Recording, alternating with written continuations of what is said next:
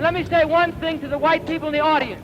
Now, you know Bobby has been saying for a long time, we will not fight racism with racism. We refuse to stoop to the level of a racist to hate somebody because of the color of his skin. Well, that's fine.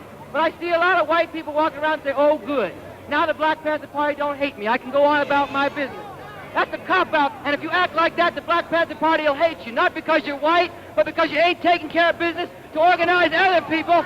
Teach them the need to support the black liberation movement led by the Black Panther Party as a strong, fearless voice against American imperialism, and to link up with all the people in Vietnam, in China, in Angola, in Latin America, and everywhere else who are standing shoulder to shoulder to drive this vicious beast out of the way and out of the pages of history. And some people say, yeah, well, okay, but how do we know that you won't be like others before you? How do we know you and your party won't be like the other groups that have come along in this country and others? How do we know that you won't sell out and revolution won't be betrayed, either before it even happens or after it, when you just try to turn it into your own thing for your own benefit? Well, I'll say this first of all. I myself, speaking for myself personally, have been fighting this system politically for 15 years. I've been a revolutionary for 12 and a conscious communist for 10 or more, and I got no intention of being or doing anything else as long as I'm alive and for as long as I can contribute to the struggle, and they're going to have to kill me to stop me from doing that, and we're going to fight to see that that doesn't happen either. It's not just a question that we have revolutionary determination. We've fought to get to the point where we are, to develop the revolutionary line that we have, to have the grasp and application of the revolutionary theory that we have. And there's going to be many sharp struggles to safeguard, to protect, defend that, and to apply and enrich and deepen in the process of leading not just thousands, but ultimately millions of people. And finally, I'm going to put it back to you in answering this question. If you want this party to remain on the revolutionary road, if you want this party to continue to be a sharp weapon of the working class and oppressed people for revolution and not turn into another dagger in the people's back, if you want that to happen, then you got a role to play in that. Because if you want to be emancipated, you're going to have to emancipate yourself. Ain't no saviors coming from heaven. Ain't no pope going to do it for you. Goddamn Secretary drowning Kennedy ain't going to do it either. We're going to have to emancipate ourselves if we want to be emancipated, and that's the only way it can be done anyway.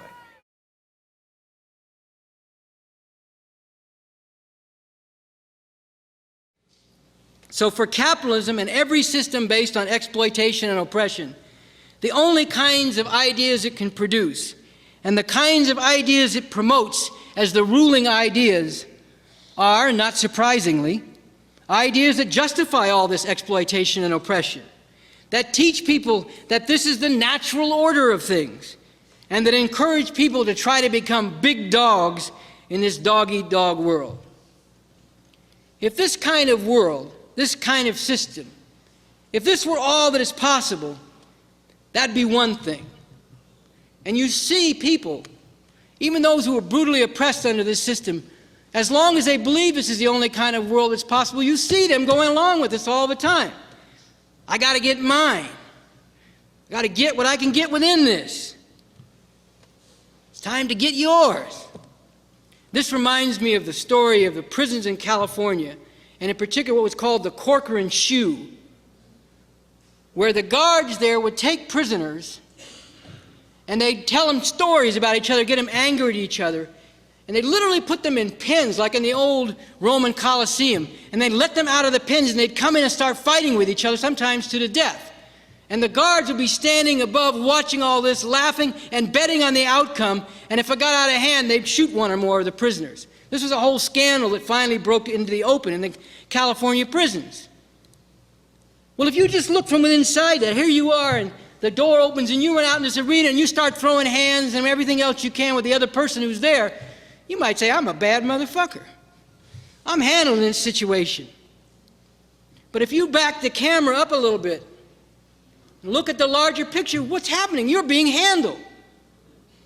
You're being put in this horrible situation by these people standing above you, laughing, betting, and ready to kill you if they see it in their interest.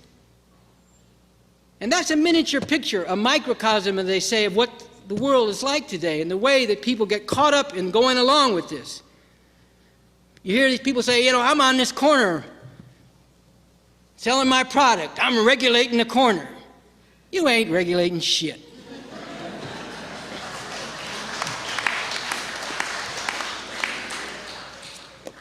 You're just being regulated. You're just being put there and allowed to be there as long as what you're doing serves the people who really regulate things, who really run this system, for as long as it serves them or doesn't get in their way. You hear people say, sometimes they get caught up in all this stuff about the hood. This is our hood. Can't nobody come in here and take over our hood. This is not your hood. You don't own this. You don't run it. You don't control it. The people who own it and run it and control it are just using you. They're just letting you be played like this and carry on with all this foolishness and dangerous stuff, killing each other off because it serves their interests, while they're keeping you in these miserable conditions, not really different than the prisoners in the Corcoran shoe. It makes me think of a situation where you walk into a scene where there's a man got a gun in one hand and a big club in the other, and he's got everybody lined up. And he goes down the line breaking everybody's legs. And somebody jumps up and says, all right, Dan, I'm going to be the baddest broke-leg motherfucker there is. Something's wrong here.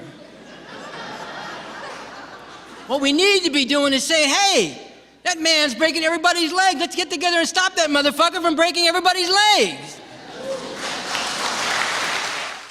Now, I understand how people try to make the best of their circumstances. They say, you didn't give me nothing else, you didn't leave me nothing else, so I'm going to take this, and at least this way I can get some respect before I go out. So we can understand this. But again, let's step back and look at the larger picture, the larger world. Because we, the masses of people, are capable of much greater things than this.